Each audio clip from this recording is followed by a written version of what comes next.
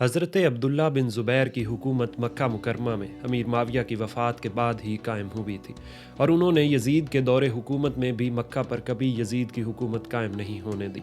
یزید کے مرنے پر انہوں نے لوگوں سے بیعت خلافت لی اور بہت جلد شام کے بعض مقامات کے سوا تمام عالم اسلام میں وہ خلیفہ تسلیم کیے گئے۔ البتہ ملک شام میں بنو امیہ کے حامیان نے مروان بن حکم کو اپنا سردار مقرر کیا، اور دمشق پر ضحاک بن قیس کے قبضے کے بعد انہوں نے مقام جابیہ میں اجتماع کیا، اور یہاں ہی خالد بن یزید کی بجائے مروان کو سردار مقرر کیا گیا۔ اس کے بعد حامیان عبداللہ بن زبیر، جن کی قیادت ضحاک بن قیس کر رہے تھے اور ان کو دیگر اسلامی شہروں کی افواج کی مدد بھی حاصل تھی، ان کا مقابلہ مروان کی افواج سے ہوا۔ ضحاک کی افواج البتہ بنو امیہ کی افواج سے 4 گنا زائد تھیں، مگر مکر و فریب سے جنگ بندی کی آڑ میں مروان کی افواج نے شب خون مار کر ضحاک بن قیس کی افواج کو شکست دی اور بالآخر دمشق پر قابض اور متصرف ہوئے۔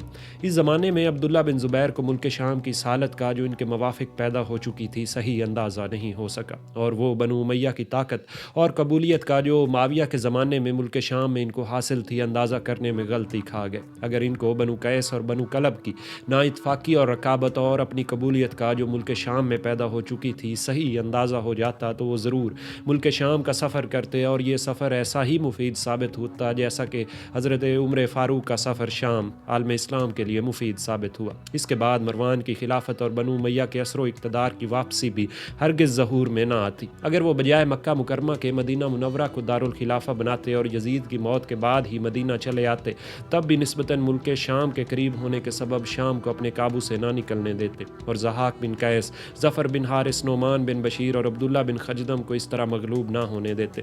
ان لوگوں کو اگر عبداللہ بن زبیر کی طرف سے ذرا سا بھی سہارا اور تھوڑی سی مدد پہنچ جاتی تو یہ مروان اور حسان بن مالک اور عبید اللہ بن زیاد سے دبنے والے اور مرغوب ہونے والے ہرگز نہ تھے۔ بہرحال اس غلطی یا غلط فہمی کا نتیجہ یہ ہوا کہ مصر، شام، فلسطین اور ان کے قبضے میں جاتے رہے، اور مروان نے آل مروان کے لیے حکومت کی بنیاد قائم کر دی۔ آپ کا سلسلہ نسب اس طرح ہے: عبداللہ بن زبیر بن عوام بن خویلد بن اسد بن عبد العزیٰ بن قصی۔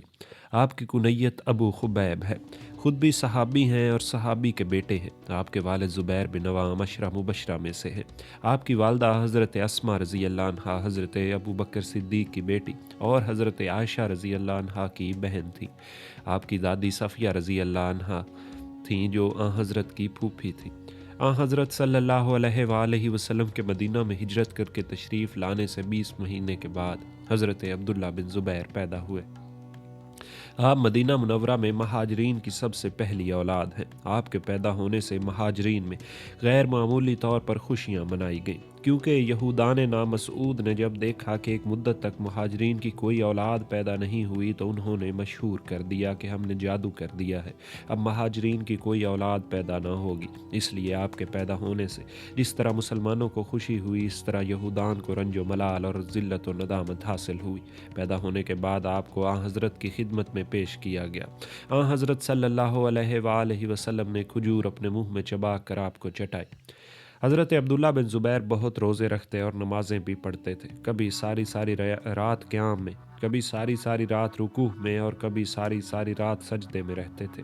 صلہ رحمی کا آپ کو بہت خیال تھا۔ آپ بہت بڑے بہادر اور زبردست سپہ سالار تھے۔ آپ کی شہ سواری قریش میں ضرب المثل اور معجب افتخار تھی۔ آپ نہایت مستقل مزاج اور مصائب کے وقت قائم رہنے والے شخص تھے۔ آپ نہایت خوش تقریر اور جہیر الصورت تھے۔ آپ کی آواز پہاڑوں سے جا کر ٹکراتی تھی۔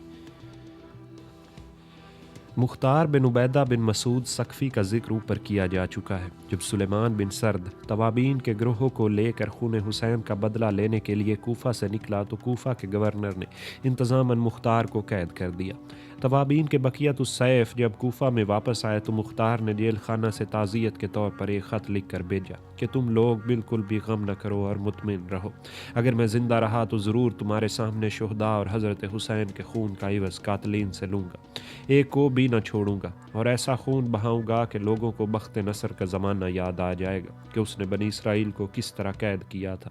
پھر لکھا تھا کہ کیا دنیا میں کوئی ایسا شخص باقی ہے جو خون حسین کا قصاص لینا چاہتا ہو، وہ اس کام کے لیے مجھ سے عہد کر لے۔ اس خط کو رکعہ بن شداد سینی بن مخرمہ عبدی سعد بن حذیفہ بن الیمان، یزید بن انس، احمر بن شمیت حسی، عبداللہ بن شداد یملی اور عبداللہ بن کامل وغیرہ توابین نے پڑھا اور بے حد مسرور ہوئے کہ اللہ کا شکر ہے کہ ابھی ایک شخص موجود ہے جو خون حسین کے لیے اپنے دل میں جوش اور اول العزمی رکھتا ہے۔ چنانچہ رفاعہ بن شداد 4-5 آدمیوں کو لے کر جیل خانہ میں گیا اور اجازت حاصل کرنے کے بعد مختار سے ملا اور کہا کہ ہم آپ کو جیل خانہ توڑ کر نکال لے جائیں گے اور قید سے آزاد کر دیں گے۔ مختار نے کہا کہ نہیں، بالکل آپ تکلیف نہ کریں، میں خود جب چاہوں آزاد ہو سکتا ہوں اور کوفہ کا گورنر عبداللہ بن یزید مجھ کو آپ ہی رہا کر دے گا، ابھی وہ وقت نہیں آیا، تم چند روز صبر کرو۔ توابین کے ہزیمت خوردہ واپس آنے سے پہلے مختار ایک خط جیل خانہ ہی سے کسی کے ہاتھ حضرت عبداللہ بن عمر کے پاس روانہ کر چکا تھا۔ اس میں لکھا تھا کہ مجھ کو عبداللہ بن یزید حاکم کوفہ نے قید کر رکھا ہے، آپ عبداللہ بن یزید کو میری سفارش کا خط لکھ دیں، میں مظلوم ہوں، آپ کو اللہ تعالیٰ سفارش کا ثواب عطا کریں گے۔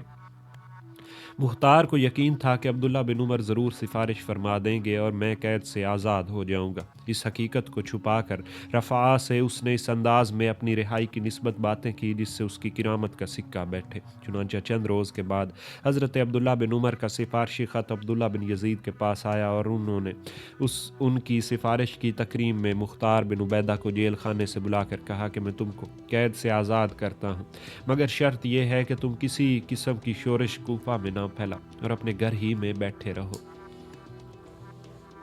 مختار نے اقرار کر لیا اور قید سے آزاد ہو کر اپنے گھر آ بیٹھا۔ شیعان حسین نے اس کی اس اچانک آزادی کو اس کی کرامت پر محمول کیا اور اس کے پاس عقیدت اور نیاز مندی کے ساتھ آنے جانے لگے۔ عقیدت مندوں کی یہ آمد و رفت پوشیدہ طور پر ہوتی تھی۔ کچھ دن اس حالت میں گزرے کہ اتنے میں امیر المومنین حضرت عبداللہ بن زبیر نے عبداللہ بن یزید کو معزول کر کے عبداللہ بن مطیع کو کوفہ کی حکومت پر بھیج دیا۔ عبداللہ بن مطیع 25 رمضان سن 66 ہجری کو کوفہ پہنچا۔ اس عزل و نصب کو بھی مختار نے اپنی حکومت پر محمول کیا اور پرانے حاکم کے کوفہ سے چلے جانے کے بعد اپنی پابندی کو توڑ کر بھی آزادی برتنی شروع کر دی۔ لوگوں کی آمد و رفت اس کے پاس زیادہ ہونے لگی اور اس کے متابعین کی جماعت حیرت انگیز طور پر ترقی کر گئی۔ عبداللہ بن مطیع نے ایاس بن ابی مزارب کو کوتوال شہر مقرر کیا۔ ایاس نے ایک روز عبداللہ بن مطیع گورنر کوفہ سے کہا کہ مختار کی جماعت خطرناک اور بہت طاقتور ہو گئی ہے، مجھ کو اندیشہ ہے کہ کہیں یہ خروج نہ کرے، مناسب میں یہ معلوم ہوتا ہے کہ مختار کو بلا کر قید کر دیا جائے جیسا کہ وہ پہلے بھی قید تھا۔ عبداللہ بن مطیع نے مختار کے چچا زید بن مسعود ثقفی کو حسین بن رافع اسدی کے ہمراہ بھیجا کہ مختار کو ذرا میرے پاس بلا لاؤ، مجھ کو اس سے کچھ ضروری باتیں کرنی ہیں۔ یہ دونوں مختار کے پاس گئے اور امیر کوفہ کا پیغام پہنچایا۔ مختار فوراً کپڑے پہن کر چلنے کے لیے تیار ہونے لگا۔ زید نے اس وقت اشارتاً ایک آیت پڑھی۔ مختار اس آیت کو سنتے ہی سمجھ گیا کہ زید کا مطلب کیا ہے۔ اس وقت بولا، جلدی لحاف لاؤ، مجھ کو جاڑا چڑھایا ہے، اور لحاف اوڑھ کر پڑ گیا کہ مجھ کو سردی معلوم ہوتی ہے۔ پھر حسین بن رافع کو مخاطب کر کے کہا کہ دیکھیے میں چلنے کے لیے تیار تھا، مگر کیا کروں کہ مجھ پر مرض کا اچانک حملہ ہوا اور اب میں حرکت نہیں کر سکتا۔ میری حالت تم دیکھ رہے ہو، امیر سے بیان کر دو، کل صبح جب حالت درست ہو جائے گی تو حکم کی تعمیل میں ضرور حاضر ہوں گا۔ یہ دونوں شخص وہاں سے رخصت ہوئے۔ راستے میں حسین بن رافع نے زید سے کہا کہ تم نے یہ آیت اس لیے پڑھی تھی کہ مختار امیر کے پاس نہ جائے، ورنہ وہ جانے کے لیے تیار تھا، تمہارے روکنے سے رک گیا، اس نے محض بہانہ بنایا ہے۔ یہ کہہ کر پھر حسین نے زید سے کہا کہ تم اطمینان رکھو، اس کا تذکرہ عبداللہ بن مطیع سے نہ کروں گا، کیونکہ ممکن ہے کہ مختار کے ہاتھوں سے مجھ کو کچھ فائدہ پہنچے۔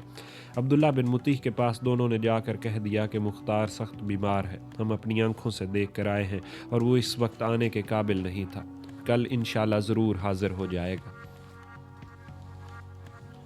مختار نے زید اور حسین کے جاتے ہی اپنے مریدوں یعنی بیعت شدہ لوگوں میں سے خاص اور بااثر لوگوں کو بلایا اور کہا کہ اب زیادہ توقف اور انتظار کا موقع باقی نہیں رہا، ہم کو فوراً خروج پر آمادہ ہو جانا چاہیے۔ ان لوگوں نے کہا کہ ہم آپ کے تابع فرمان ہیں، جو حکم ہو اس کی تعمیل کے لیے آمادہ ہیں، لیکن ہم کو ایک ہفتہ کی مہلت ملنی چاہیے تاکہ ہم اپنے ہتھیاروں کو درست کر لیں اور اپنی جنگی تیاریوں سے فارغ ہو جائیں۔ مختار نے کہا کہ عبید اللہ بن مطیع مجھ کو ایک ہفتہ تک کہاں مہلت دینے والا ہے۔ سعد بن ابی سعد نے کہا کہ آپ مطمئن رہیے، اگر عبداللہ بن مطیع نے آپ کو بلا کر قید کر دیا تو ہم بلا تکلف آپ کو جیل خانے سے نکال کر لے جائیں گے۔ مختار یہ سن کر خاموش ہو گیا اور لوگوں نے اس کو ایک دوسرے مکان میں لے جا کر روپوش کر دیا۔ اس کے بعد سعد بن ابی سعد نے اپنے ہم خیال لوگوں سے کہا کہ ہم کو خروج کر لینے سے پیشتر یہ تحقیق کر لینی چاہیے کہ آیا محمد بن حنفیہ نے مختار کو اپنا نائب اس کام کے لیے بنایا ہے یا نہیں۔ اگر واقعی یہ محمد بن حنفیہ کی طرف سے بیعت لینے کے لیے مامور ہے تو ہم کو بلا تکلف مختار کی ماتحتی میں خروج کرنا چاہیے، اور اگر محمد بن حنفیہ نے مامور نہیں کیا اور اس نے ہم کو دھوکہ دینا چاہا تو پھر ہم کو اس سے کوئی تعلق نہیں رکھنا چاہیے۔ چنانچہ اسی وقت سعد بن ابی سعد 3-4 آدمیوں کے ہمراہ لے کر مدینہ کی طرف روانہ ہوا۔ وہاں پہنچ کر محمد بن حنفیہ نے دریافت کیا تو انہوں نے کہا کہ ہاں، ہم نے مختار کا خون حسین کا بدلہ لینے کی اجازت دی ہے۔ یہ سن کر سعد بن ابی سعد ہمراہیوں کے لیے کوفہ آیا اور سب کو یہ حال سنایا۔ اس خبر کے سنتے ہی لوگ مختار کی بیعت اور مطابقت پر آمادہ ہو گئے۔ مختار کو جب معلوم ہوا کہ میری بات کی تصدیق ہو گئی ہے تو وہ بہت خوش ہوا۔ لوگوں کا شک بھی دور ہو گیا۔ مختار نے کہا کہ ہم کو کامیابی حاصل کرنے کے لیے ابراہیم بن مالک بن اشتر کو، جو کہ رؤسائے کوفہ میں شمار ہوتا ہے، ضرور شامل کر لینا چاہیے۔ چنانچہ مختار کے مریدوں میں سے عامر بن شرجیل فوراً ابراہیم بن مالک کے پاس گیا اور کہا کہ تیرے باپ نے حضرت علی کی حمایت میں بڑے بڑے کارہائے نمایاں سر انجام دیے۔ اب لوگوں نے مصمم ارادہ کیا ہے کہ خون حسین کا معاوضہ طلب کرے۔ چنانچہ ایک معقول جمعیت اس ارادے پر متفق ہو چکی ہے۔ تجھ کو سب سے پہلے اس کام میں شریک ہونا چاہیے۔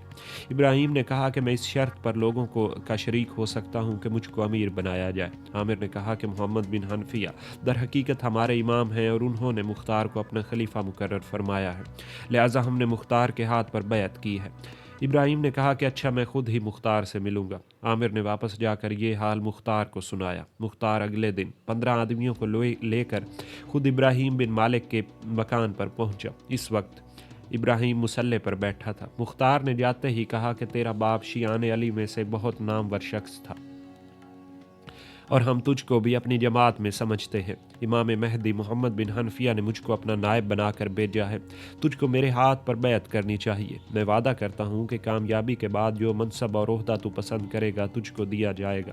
ہمراہیوں نے بھی اس وعدے کی ضمانت اور تصدیق کی۔ ابراہیم فوراً مسلح سے اٹھا اور مختار کو اپنی جگہ بٹھا کر اس کے ہاتھ پر بیعت کی اور مختار بیعت لے کر واپس چلا۔ اگلے روز 14 ربیع الاول سن 66 ہجری کو رات کے وقت مختار نے ابراہیم بن مالک کے پاس آدمی بھیجا کہ اس وقت ہم خروج کا ارادہ رکھتے ہیں، تم بھی اپنی جمعیت کو لے کر ہمارے پاس پہنچو۔ ابراہیم کے پاس آدھی رات تک اس کی جماعت کے لوگ آ کر جمع ہو گئے۔ ایاس بن مزارب کو جاسوسوں نے یہ خبر پہنچا دی تھی کہ آج شب میں بغاوت پھوٹنے والی ہے۔ اس نے عبداللہ بن مطیح کو اطلاع دی۔ عبداللہ بن مطیح نے تدبیر پوچھی تو اس نے مشورہ دیا کہ کوفے کے 7 محلے ہیں، ہر محلے میں 500 آدمیوں کا ایک دستہ متعین کر دیا جائے کہ جب اس محلے میں کسی کو رات کے وقت نکلتے دیکھا جائے تو گرفتار یا قتل کر دیا جائے۔ چنانچہ اس رائے پر عمل ہوا اور ہر محلے میں ایک سردار بھیج دیا گیا کہ راستوں اور سڑکوں پر لوگوں کو جمع نہ ہونے دے۔ اتفاقاً جب ابراہیم اپنی جمعیت کو لے کر مختار کی طرف چلا تو راستے میں ایاس بن مزارب ہی سے مقابلہ ہو گیا۔ طرفین کے ایک دوسرے پر حملے ہوئے اور ایاس بن مزارب ابراہیم کے ہاتھ سے مارا گیا۔ ادھر مختار کے مکان پر بھی 4000 آدمی اس کے گرد جمع ہو گئے۔ وہاں سرکاری فوج کے دوسرے دستے سے جنگ چھڑ گئی۔ ادھر سے ابراہیم لڑتا بڑھتا مختار کے مکان کے قریب پہنچا۔ ادھر سے ہر محلے کی فوجیں آ گئیں اور مختار کی قیام گاہ کے سامنے جنگ ہونے لگی۔ ابراہیم نے سرکاری فوج کو شکست دے کر بگایا۔ ادھر سے عبداللہ بن مطیح اور تازہ دم فوج لے کر آیا۔ کبھی ابراہیم و مختار عبداللہ بن مطیح کو دھکیل کر دارالامارہ میں داخل کر دیتے، کبھی عبداللہ بن مطیح ان کو پیچھے ہٹاتا ہوا کوفے سے باہر نکال دیتا۔ رات بھر یہ لڑائی جاری رہی۔ جوں لڑائی نے طول کھینچا مختار کی جماعت ترقی کرتی رہی، یعنی لوگ آ کر شامل ہوتے رہے۔ بالآخر عبداللہ بن مطیح کو دارالامارہ میں محصور ہونا پڑا۔ مختار نے 3 روز تک دارالامارہ کا محاصرہ جاری رکھا۔ کیونکہ اندر آدمی زیادہ تھے، جگہ تنگ تھی اور کھانے پینے کا سامان بھی نہیں تھا، لہٰذا عبداللہ بن مطیح کسی پوشیدہ راستے سے نکل کر ابو موسیٰ اشعری کے مکان میں جا کر چھپ گیا اور باقی لوگوں نے امان طلب کر کے دروازہ کھول دیا۔ مختار نے دارالامارہ اور بیت المال پر قبضہ کر کے بہت سا روپیہ اپنے آدمیوں میں تقسیم کر دیا۔ جامعہ کوفہ میں اہل کوفہ جمع ہوئے۔ مختار نے خطبہ دیا اور محمد بن حنفیہ کی بیعت و امامت تسلیم کرنے کی ترغیب دی۔ چنانچہ اہل کوفہ نے کتاب و سنت کی پیروی اور اہل بیت کی ہمدردی کا بیعت کے ذریعے اقرار کیا۔ مختار نے بھی ان کے ساتھ حسن سلوک کا وعدہ کیا۔ اس بیعت عام کے بعد مختار نے سنا کہ عبداللہ بن مطیع ابو موسیٰ کے مکان میں روپوش ہے۔ اس نے 1,00,000 درہم اس کے پاس بھجوائے اور کہلا بھیجا کہ مجھ کو معلوم ہوا ہے کہ تم سامان سفر نہ ہونے کی وجہ سے ابو موسیٰ کے مکان میں ٹھہرے ہوئے ہو، لہٰذا یہ 1,00,000 درہم قبول کر لو اور 3 دن کے اندر اپنا سامان درست کر کے کوفہ سے روانہ ہو جاؤ۔